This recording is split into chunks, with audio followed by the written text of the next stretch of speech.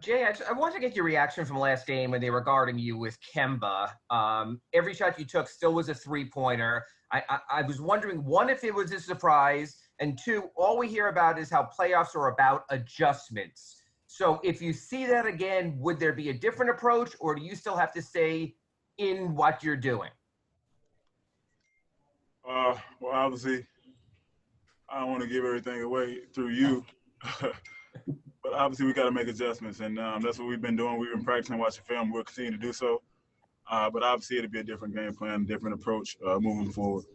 And then we see that a bunch of times. They try to park people on different people who maybe don't have complete roles in the offense. They played Enes Kanter for a while in the first half on Andre Iguodala, same type of thing. So now that you have a 3-day break and it's getting that way, without getting specific, I know you can't, is it only natural to see sort of this back and forth chess game? Thank you.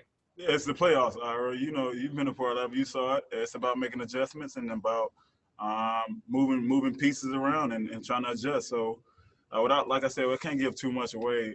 This is a chess match. This is two good teams going head to head, two good coaches coaching at their best. So, you know, we'll make adjustments. We'll be ready for Game 4, and that's all I can give for right now. But obviously, we did watch film, or we will continue to watch film tonight in our meetings. So the game is about adjustments, and we'll definitely do our part about adjustments. But that's all I can give right now. Can you give us all the adjustments? Yeah. Obviously, you've been in this series twice, and the coach you played for the first time is the coach on the other side now.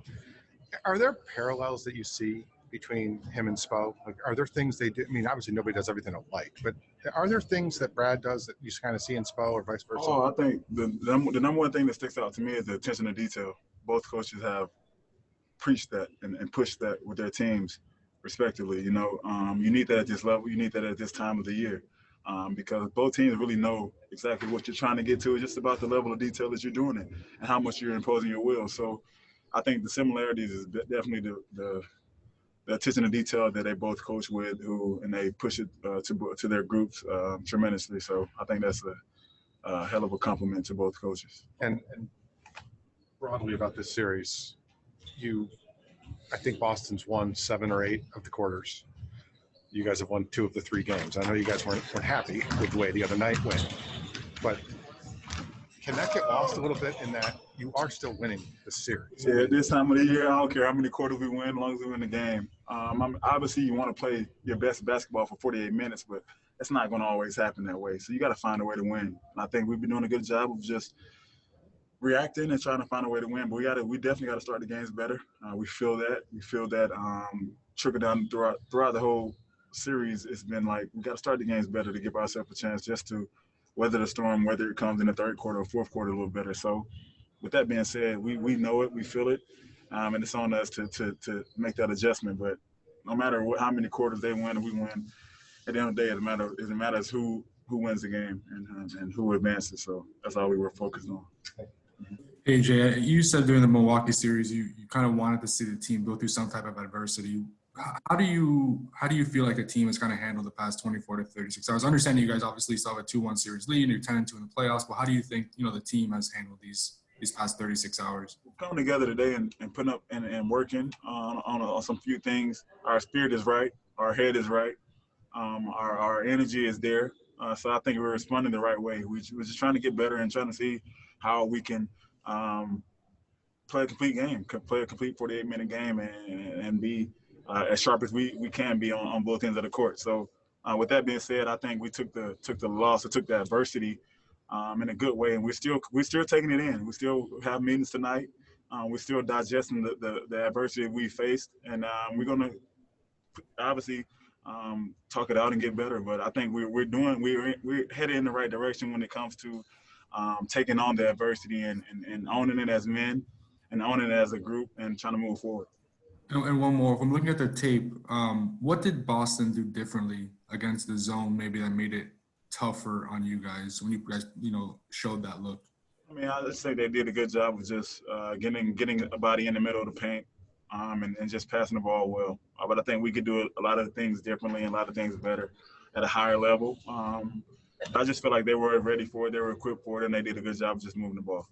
Yeah, Jay, this team's been very effective at defending the paint. Obviously, that was a breakdown in game 3, the points in the paint. You know, going through that film, what stands out to you there? And again, I know you're not going to give me all your adjustments, but what stands out there about what you guys need to do differently?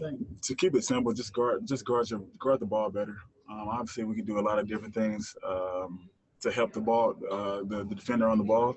But I feel like we got to get our pride back in and guarding the ball, guarding the guy in front of you, and making it as tough as possible. And from there, we'll figure it out. But I think that's number one. Jimmy said the other night, I thought this was interesting, that sometimes you guys can rely on Bam to be that last line of defense a little too much just because he's so good at it. Did you see that? Like, do you feel that way too, just in terms of making sure that you guys are all not having to rely on that? 100%, because the way our defense is schemed, it could be anybody pulling that. We call it pulling the trigger, being the low guy on the defensive end and being the last help of line of defense. But I feel like we do allow him a lot, but at the same time, sometimes we ask him to guard the perimeter. So that may be a different guy who's the low man. So I think all 5 guys on the court have to be Bam, in a sense, be that guy to come over and help a driver or stop the ball. So we know that we watch film on it. We can't rely on him all the time because we're asking a lot of him on that end. So it has to be multiple other guys.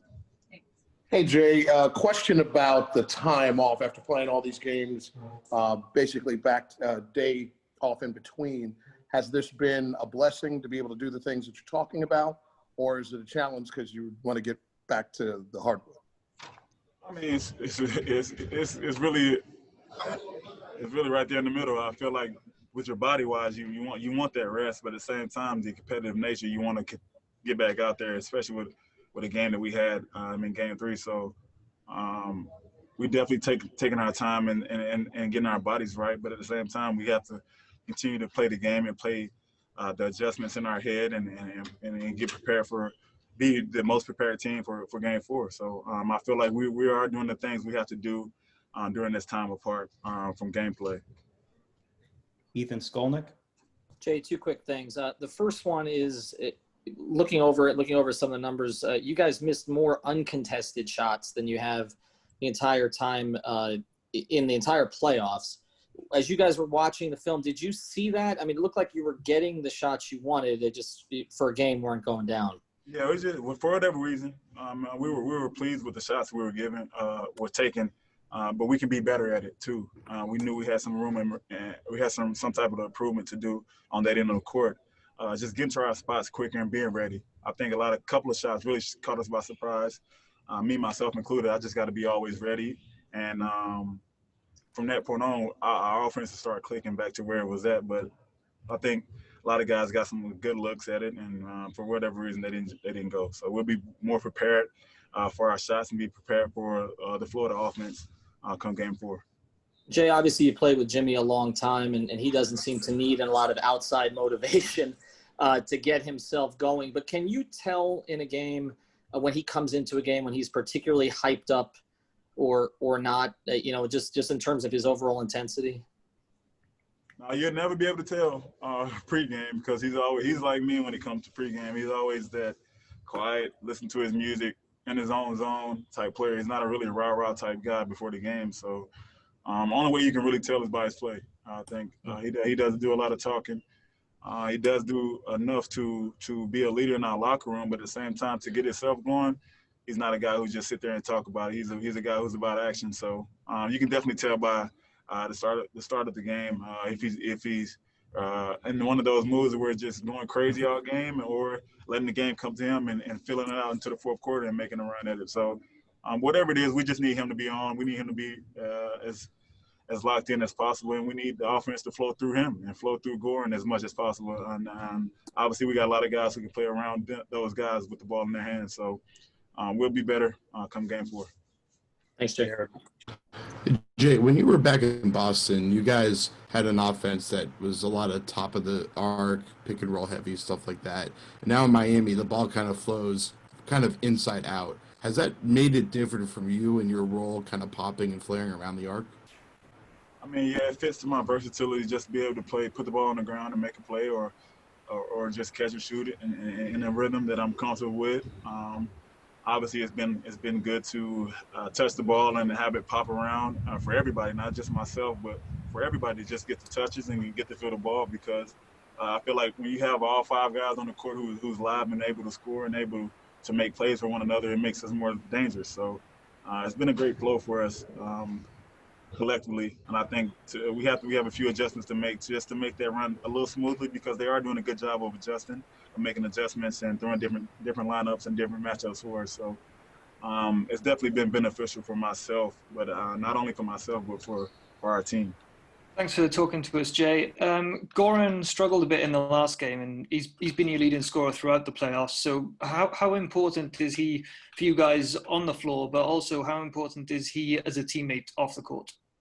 Oh, like I said, Gordon is one of our guys, one of our playmakers. So he has been a leading scorer, but at the same time, we expect him to make plays. That could be scoring, that could be his assists being up, that could be just getting our offense set and running. So we depend on him to do a lot of stuff on that end of the court, and we will continue to do so. But his leadership is very high in our locker room, and we love him as a leader. We know he's giving it his all. He's a hell of a competitor. He's someone you want to go to war with. So we know what we get from him. We just got to get him in better situations to make his playmaking get us back to where we're on the winning side of basketball. That's great, thanks. And historically, are there any players that you would compare his game to?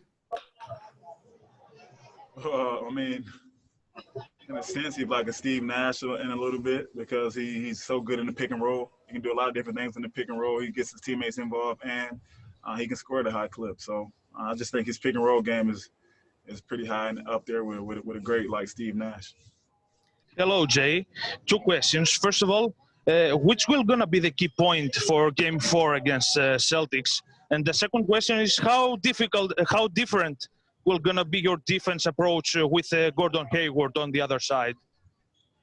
Well, I feel like just to get Game 4 under control, I feel like first of all, we have to play harder. I think those guys really play harder than us when it comes down to it. You can talk X's and O's all you want to. I just feel like those guys brought the fight to us from start to finish, and it's up to us to respond. And I think our defensive assignments on that end of the court with Gordon Hayward are the same. We just got to continue to make it hard. He's a respectable player in this league. He's an offensive threat. We know it. But we just want to continue to wear him down as much as possible, give him a lot of different looks, and have nothing come easy for him. So we know he can get it going, and we just don't want him to get going at all on us. And he's definitely a vocal point in what we're trying to do on that end of the court. All right, Jay, thank you for your time. Appreciate it. So. Thanks, Jay.